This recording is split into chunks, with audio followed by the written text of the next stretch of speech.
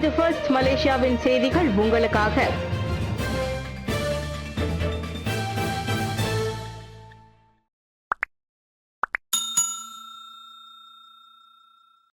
SPM தேர்வு December 2 முதல் 2025 பிப்ரவரி 6ஆம் தேதி வரை நடைபெறும்.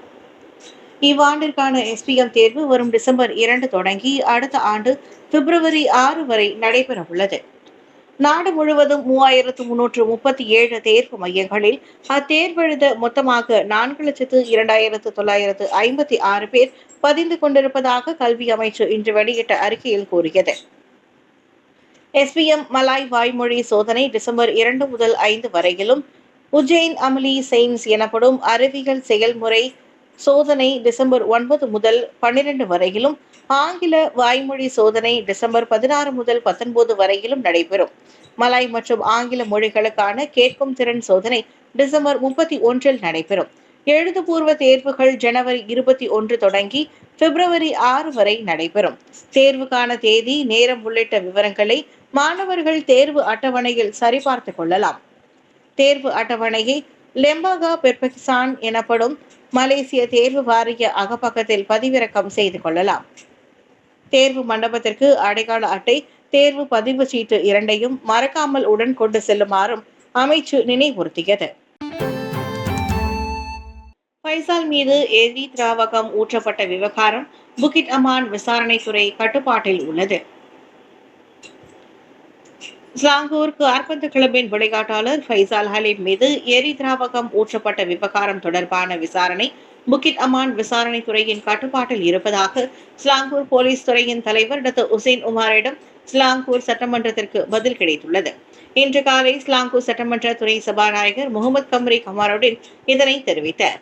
இந்த விவகாரத்தில் புகிட் அமான் போலீஸ் தீவிர கவனம் செலுத்தி வருவதோடு குற்றவியல் விசாரணை துறையின் சிறப்பு படை விசாரணையை நடத்தி வருவதாக ஸ்லாங்கூர் போலீஸ் தெரிவித்துள்ளதாக அவர் கூறினார். எரி திராவகம் வீசப்பட்ட விவகாரத்தில் விசாரணை நடத்துவதற்கான நிபுணத்துவம் மற்றும் சிறந்த கருவிகளும் இருப்பதால் குற்றவாளிகளை அடையாளம் கண்டு கைது செய்ய முடியும் என ஸ்லாங்கூர் போலீஸ் தெரிவித்திருப்பதையும் முகமது கம்ரி கூறினார்.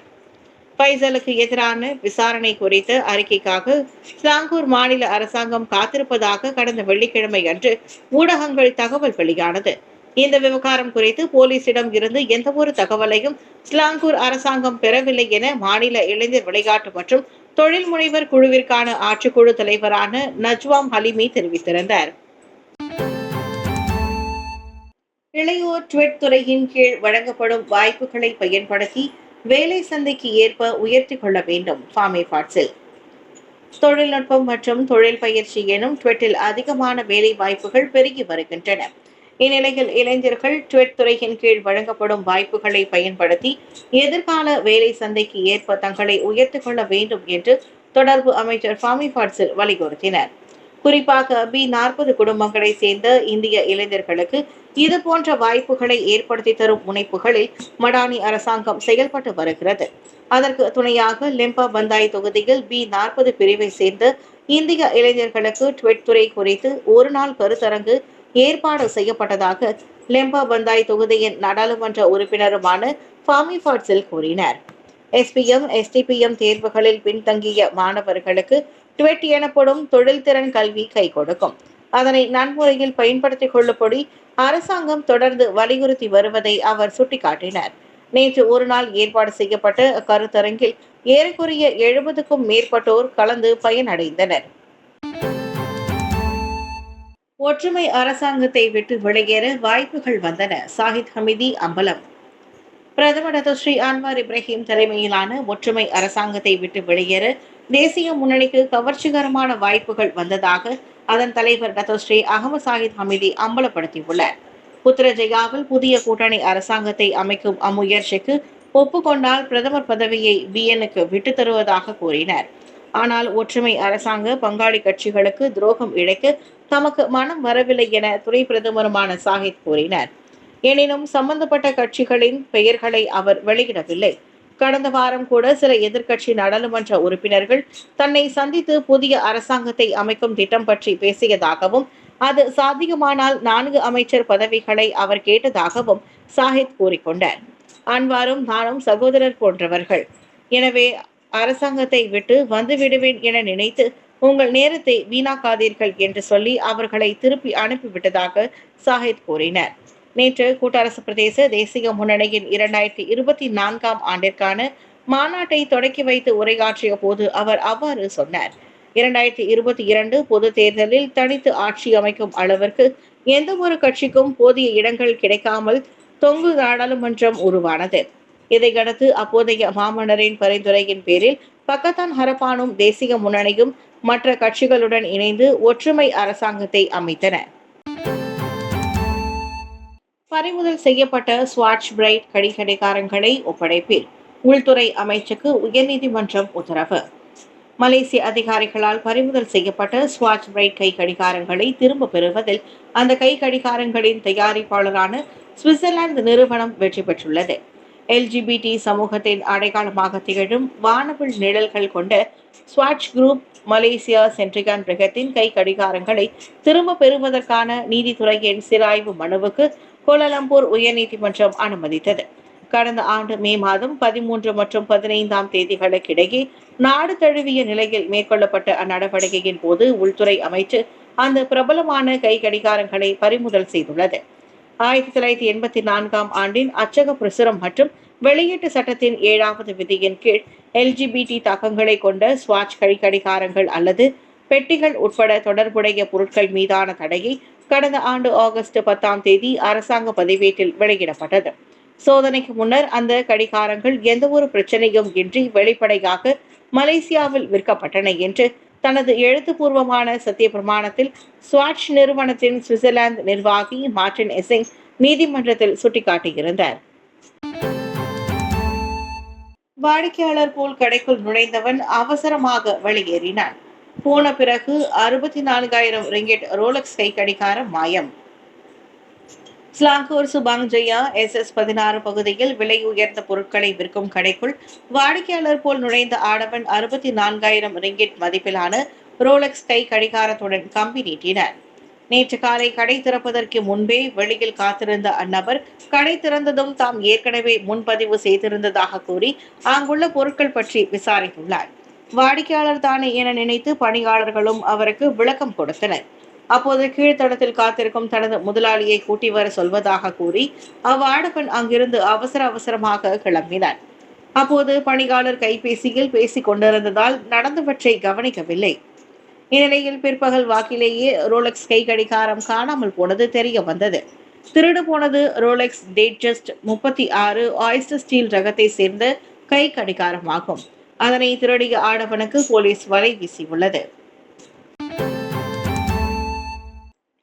கிளான் பள்ளத்தாக்கு மக்கள் தங்களின் அடிப்படை வாழ்க்கையை வாழ்வதற்கு மாதம் 6,490 ரிங்கிட் தேவைப்படுகிறது. கிளான் பள்ளத்தாக்கில் குறிப்பிட்ட 5 பகுதிகளில் வசிப்போர் நாட்டில் மிக அதிகமான மாதாந்திர அடிப்படை செலவினங்களை கொண்டிருப்பது கண்டறியப்பட்டுள்ளது. பெட்டாலிங், கும்பாங், கிளான், புத்ரஜயா, கோலாலம்பூர் ஆகியவையே அந்த 5 இடங்களாகும். அப்பகுதி வாழ் குடும்பங்கள் குறைந்தது 4 பேரது செலவுகளை சமாளிக்க வேண்டியுள்ளது. அதற்கு மாதந்தோறும் 5,188 ரிங்கிட்டிலிருந்து 6,490 ரிங்கிட் வரையில் அக்குடும்பங்களுக்கு தேவைப்படுவது PAKW எனப்படும் ஒரு சராசரி வாழ்க்கைக்கான அடிப்படை செலவுகளை கணக்கிட புள்ளி விவரத்துறை உருவாக்கிய செயலியில் தெரிய வந்துள்ளது. PAKW என்பது உணவு, சமூக நடவடிக்கைகளில் பங்கேற்பது போன்ற அவசிய மற்றும் விருப்ப செலவுகளுக்கு குடும்பங்களோ அல்லது தனிநபர்களுக்கோ மாதந்தோறும் தேவைப்படும் அடிப்படை தொகையை குறிக்கிறது. ஜொஹூர் பாரு, சிரம்பான், குவாந்தாங், கூச்சிங் போன்ற மற்ற முக்கிய நகரங்களும் அதே போன்ற உயரிய விகிதத்தை பதிவு செய்துள்ளன. அவற்றில் சில இடங்களுக்கான PAKW விகிதம் மாதம் 6,000 ரிங்கிட்டை தாண்டி விடுகிறது. அரசாங்கத்தின் இலக்கிடப்பட்ட மானிய முறை அமலாக்கத்திற்கும் இதர உதவிகளுக்கும் பயன்படுத்தப்படும் குறியீடுகளில் இந்த PAKW குறியீடும் ஒன்றாகும். இக்குறியீட்டில் இடம் மற்றும் வயது, பாலினம், குடும்ப உறுப்பினர்களின் எண்ணிக்கை போன்ற மக்கள் தொகை தன்மை ஆகிய 2 அம்சங்களின் தாக்கம் இருக்கும். தடுப்பு கோல் இன்றி விரைவாக டோல் கட்டணம் வசூலிக்கும் முறை 13 நிறுவனங்கள் இணக்கம் தெரிவிக்கவில்லை. பல வழித்தடங்களுக்கான விரைவு டோல் வசூலிக்கும் முறையை அமல்படுத்துவது மீதான உடன்பாடிற்கான 33 நெடுஞ்சாலைகளில் 13 நிறுவனங்கள் இன்னமும் இணக்கம் தெரிவிக்கவில்லை என பொதுப்பணி அமைச்சு தெரிவித்திருக்கிறது.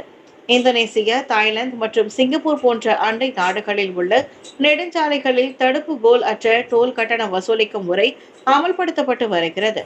இதுபோன்ற நடைமுறையை மலேசியாவில் அனைத்து நெடுஞ்சாலைகளிலும் அமல்படுத்துவது தொடர்பாக தற்போது பேச்சு நடத்தப்பட்டு வருவதாக பொதுப்பணி அமைச்சர் டத்தோஸ்ரீ அகமது மஸ்லான் தெரிவித்தார். இந்த ஆண்டு டிசம்பர் 16ஆம் தேதி உடன்பாடு காணப்படும் வரை பேச்சுகளுக்கான கால அவகாசம் உள்ளது. அதன் பிறகு நெடுஞ்சாலை நிறுவனங்கள் இந்த நடைமுறையை அமல்படுத்த வேண்டும் என அவர் தெரிவித்தார். இஸ்ரேலை நோக்கி 250 ராக்கெட்டுகள் பாய்ந்தன. பதில் தாக்குதலில் இறங்கிய ஹிஸ்புல்லா தரப்பு. லெபனானில் உள்ள ஹிஸ்புல்லா போராளிகள் ஞாயிறன்று இஸ்ரேலை நோக்கி 250 ராக்கெட் தாக்குதல்களை நடத்தியிருக்கின்றனர். இதனால் டெல் அவீவ் அருகே ஏராளமான வீடுகள் சேதமடைந்தன அல்லது தீப்பற்றிக் கொண்டன. மத்திய பெய்ரூட்டில் 29 பேரை கொன்ற இஸ்ரேலின் இடைவிடா தாக்குதலுக்கு மறுநாள் பதிலடியாக ஹிஸ்புல்லா இந்த ராக்கெட்டுகளை ஏவியது. பெய்ரூட்டின் தெற்கே ஹிஸ்புல்லா வசமுள்ள புறநகர் பகுதியையும் இஸ்ரேல் குறித்து வைத்து தாக்கியிருக்கின்றது. லெபனானில் போர் நிறுத்தத்தை கொண்டு வர அமெரிக்கா தலைமையில் நடைபெறும் பேச்சுவார்த்தையில் முன்னேற்றம் காணப்பட்டாலும் இஸ்ரேல் கடந்த 2 வாரங்களாகவே தாக்குதல்களை தீவிரப்படுத்தியுள்ளது.